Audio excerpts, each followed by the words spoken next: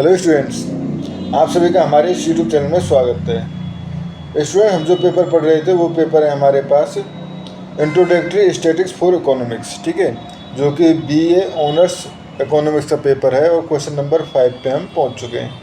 Question number 5 है हमारे पास, a random variable Z represents the weight in gram of an article has density function, ठीक है। Article का डेंसिटी फंक्शन जो है वो इस तरह से डिफाइन है, ठीक है। उसके बाद पूछा है calculate the mean of random variable Z, first part.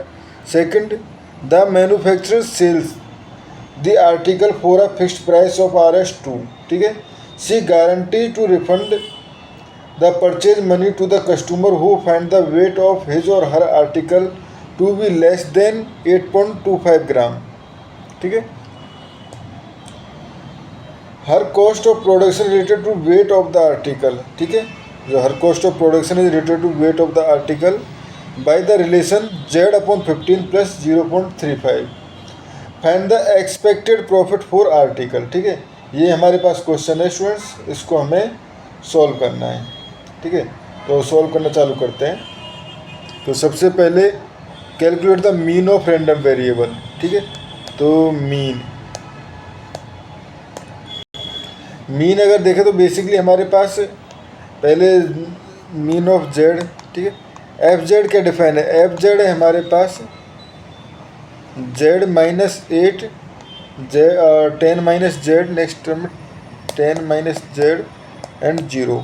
अगर ये है हमारे पास 8 less than Z less than 9, ठीक है, and 9 less than Z less than equal to 10 और अदरवाइज, ठीक है।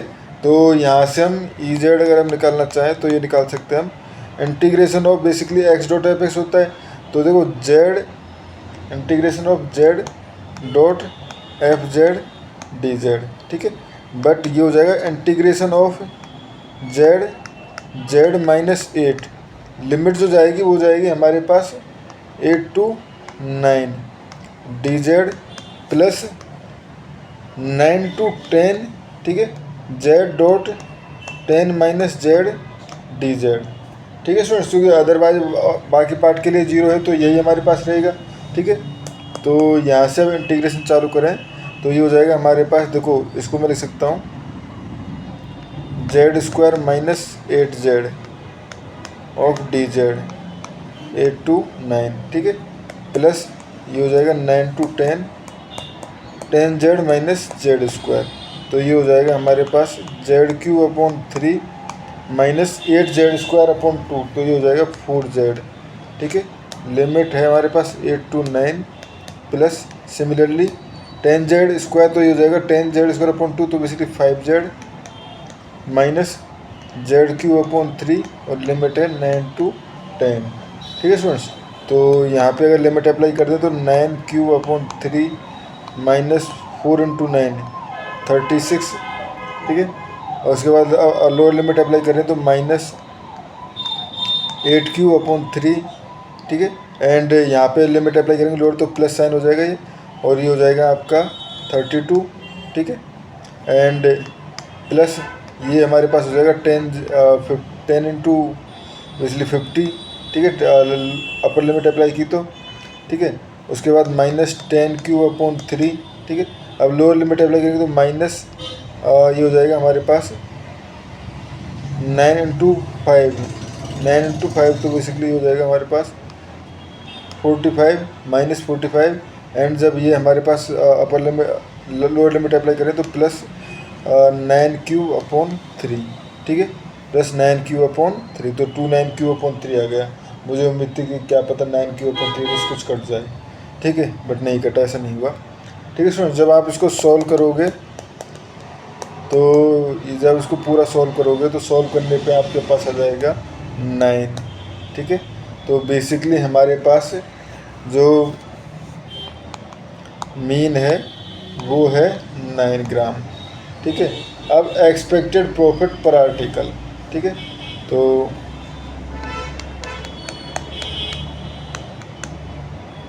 एक्सपेक्टेड प्रॉफिट पर आर्टिकल, ठीक है।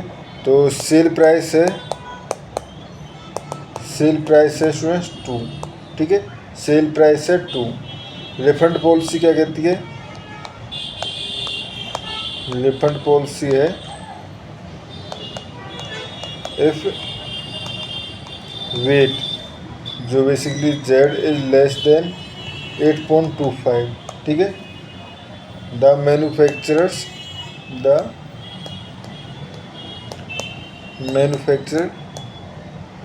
रिफंड दी टू RS, ठीक है। सो इस कंडीशन में नेट रेवेन्यू, टोटल रेवेन्यू कितना हो गया? नेट रेवेन्यू इक्वल टू 0, कोई रेवेन्यू हुआ ही नहीं, ठीक है। अदरवाइज कीप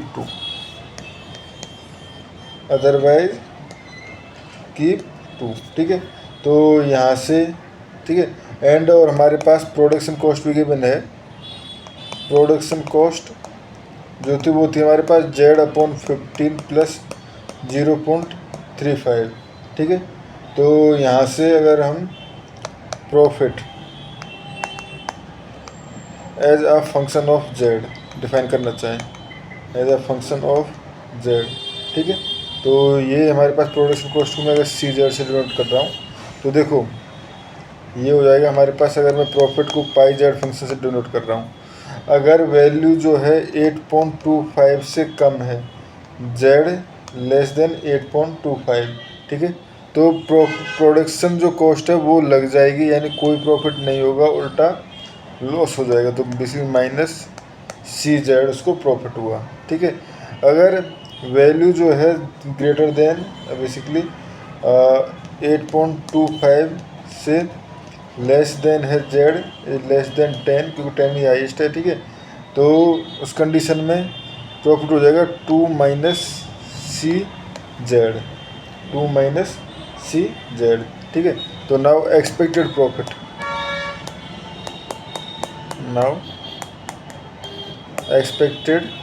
प्रॉफिट, ठीक है। तो एक्सपेक्टेड प्रॉफिट निकालेंगे तो बेसिकली एक्सपेक्टेड ऑफ πz, ठीक है।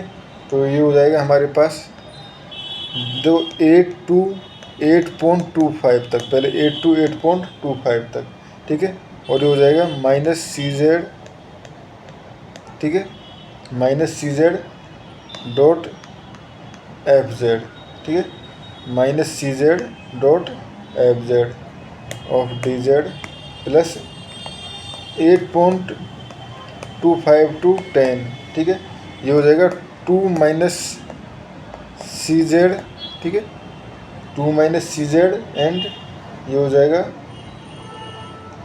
2 CZ और FZ DZ, ठीक है स्टूडेंट्स। चलो ये तो हो गया, बट अगर एक चीज़ ध्यान से देखें तो FZ जो है वो भी हमारे पास अलग अलग तरह से डिफाइन है, ठीक है।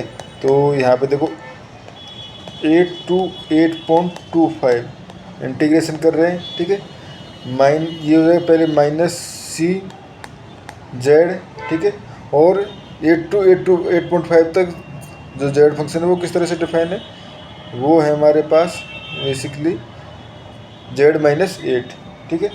तो ये हो जाएगा हमारे पास Z-8, ठीक है, Z-8 और ये हो गया Z-8 एंड DZ, ठीक है, प्लस उसके बाद 8.25 to 9, क्योंकि 9 तक भी फंक्शन जो है Z-8 डिफाइन है, ठीक है। तो ये हो जाएगा, बट यहाँ पे 2 CZ, ठीक है, डॉट Z-8 DZ, ठीक है, प्लस, ठीक है, प्लस उसके बाद 9 to 10, ठीक है, और ये हो जाएगा हमारे पास 2 CZ and 10 Z and DZ, ठीक है सर,